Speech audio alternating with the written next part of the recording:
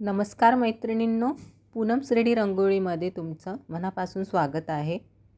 आता आपण बघूया की OHP शीटवर रांगोळी कशी काढायची, त्यात रांगोळ्या कशा भरायच्या. तर ही मी इथे डिझाईन घेतली आहे. ही फुलाची डिझाईन आहे.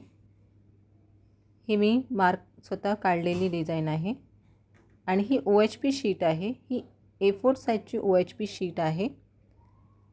ही याची थिकनेस 72 mm आहे. तुम्ही जितकी पातळ OHP शीट घ्याल तेवढी चांगली असते. तर आता आपण हे रांगोळी मार्क करून घेऊया मार्करनी. तुम्ही बघू शकता मी मार्करनी ही रांगोळी मार्क करते आहे. मी पेन मार्कर घेतला आहे. मी लाईट कलरचा मार्कर यूज करते आहे. हा ग्रीन कलरचा मार्करनी मी हे व्यवस्थित रांगोळी मार्क करून घेते आहे.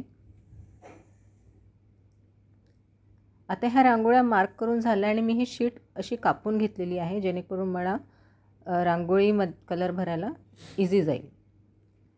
आता हा फेविक्रिल ग्लू मी घेतलेला आहे. हा एका वाटीमध्ये मी काढून घेते आहे. यात आता आपल्याला पाणी मिक्स करायचं आहे. आपल्याला पेस्ट तयार करायची आहे. पाणी मी ब्रशच्या मदतीने याच्यात पाणी घालते. पाणी थोडं थोडं घालायचं. खूप पातळ पेस्ट नाही करायची आपल्याला, मीडियम थिक पेस्ट करायची आहे. खूप थिक पेस्ट पण नको, खूप पातळ नको, मीडियम कन्सिस्टन्सीमध्ये आपण ही पेस्ट तयार करूया. खूप पातळ कराल तर तुमची रांगोळी व्यवस्थित चिकटणार नाही. त्यामुळे फेविकॉलची कन्सिस्टन्सी व्यवस्थित असली पाहिजे, तेव्हाच तुमची रांगोळी ही चांगली बनेल. हा पेस्ट आता इथे मी रेडी करून घेतलेला आहे. खूप पातळ नाही आणि खूप थिक पण नको. आता हा पेस्ट मी ह्या शीटवर लावून घेते आहे आणि आता मी याच्यात रांगोळीने कलर भरते. मी ही रांगोळी चाळणीने चाळून घेतलेली आहे. आता यावर आपण पेपर ठेवून थोडं याला प्रेस करूया आणि ही रांगोळी टॅप करून घेऊया, म्हणजे ही रांगोळी व्यवस्थित लागते. आता मी ह्या फ्लावरमध्ये कलर भरते आहे, फेविकॉल लावते आहे. पूर्ण रांगोळीमध्ये फेविकॉल लावायचं नाही, कारण फेविकॉल लवकर ड्राय होतो. जर तुम्ही सगळ्या याच्यामध्ये फेविकॉल लावला तर तो सुकून जाणार, रांगोळी तुमची लागणार नाही. आता मी यात येलो कलर भरून घेते. याला परत आता आपण पेपरनी प्रेस करून घेऊया व्यवस्थित आणि याला टॅप करून घेऊया. हे बघा असं लागलेलं आहे. आता मी परत सगळ्याला फेविकॉल लावून घेते. छोट्या छोट्या पॅचेसमध्ये तुम्ही फेविकॉल लावा. जर तुमचा फेविकॉल ड्राय होणार तर तुमची रांगोळी चिटकणार नाही. परत मी यात कलर भरून घेते आहे.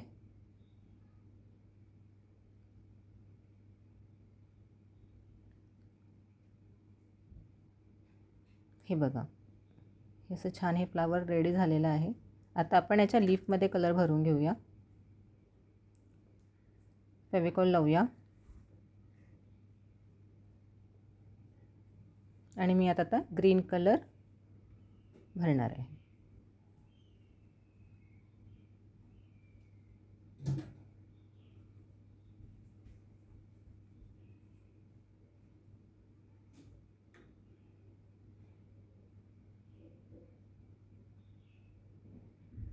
पेपरनी टॅप करून घेऊया. प्रेस झाल्यावर टॅप करायचं.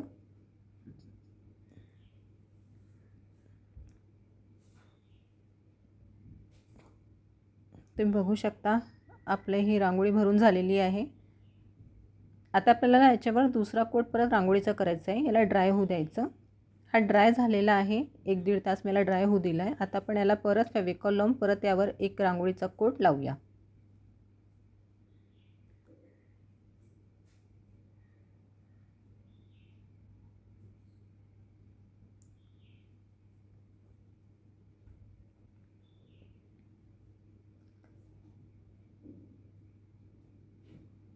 चाळणीने रांगोळी घालता तुम्ही हाताने रांगोळी टाकली तर अतिउत्तम, कारण ती चाळणीने रांगोळी सगळीकडे पसरते आणि जे लाईट कलर्स असतात रांगोळीचे त्यामध्ये ते कलर मिक्स होतात.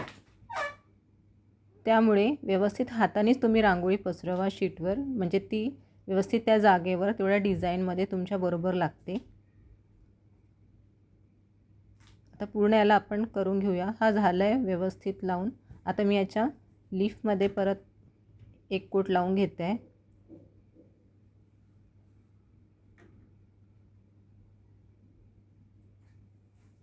हा ग्रीन कलर मी भरते आहे. तुम्हाला पाहिजे तो कलर तुम्ही भरू शकता, तुम्हाला कुठला कलर आवडतो तसा. रंगसंगती छान दिसली पाहिजे. दुसऱ्या लीफमध्ये आता आपण कलर भरूया.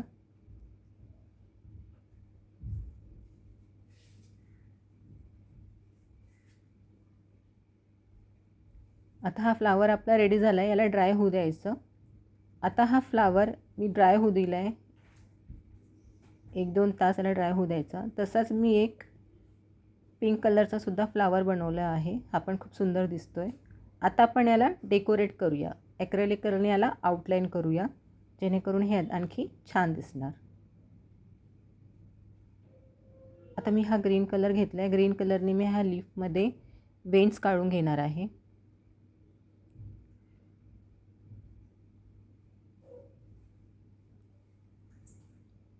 मी लाईट कलर यासाठी वापरला आहे कारण की लीफ जे आहे ते डार्क कलरची आहे, म्हणून मी लाईट कलर यूज करते आहे, जेणेकरून ते वेन्स उठून दिसणार.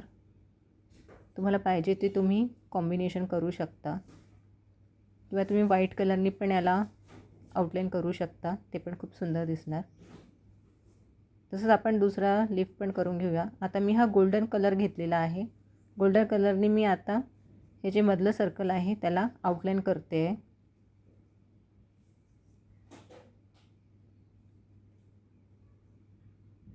आता हा माझा आउटलाईन करून झालेला आहे गोल्डन कलरने. बघा किती सुंदर दिसतोय.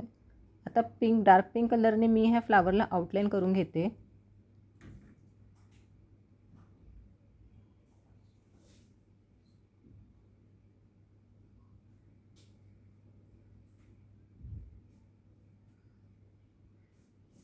कलर कॉम्बिनेशन तुम्हाला जे आवडेल ते करू शकता.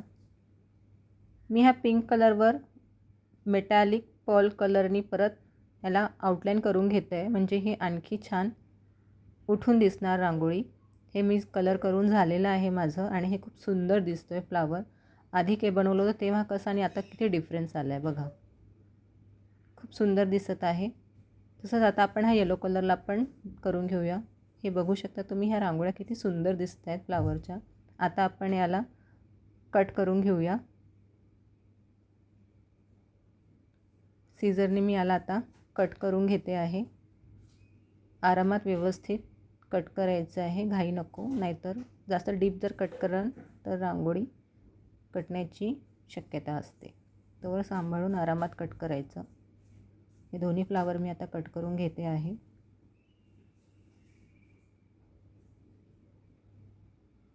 खूप सुंदर अशी ही रांगोळी तयार झालेली आहे फ्लावरची.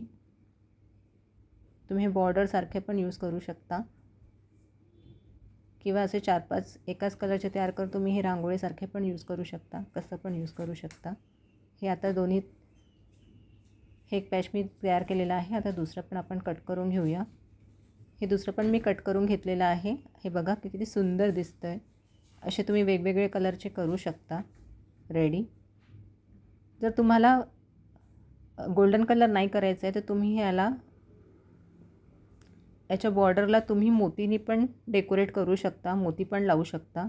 याच्या बॉर्डरमध्ये मोती पण लावू शकता, ते पण खूप सुंदर दिसतात. किंवा तुम्ही याला ब्लॅक कलरनी पण आउटलाईन करू शकता, व्हाईट कलरनी पण आउटलाईन करू शकता. दोन्ही कलरनी तर खूप छान दिसणार रांगोळी.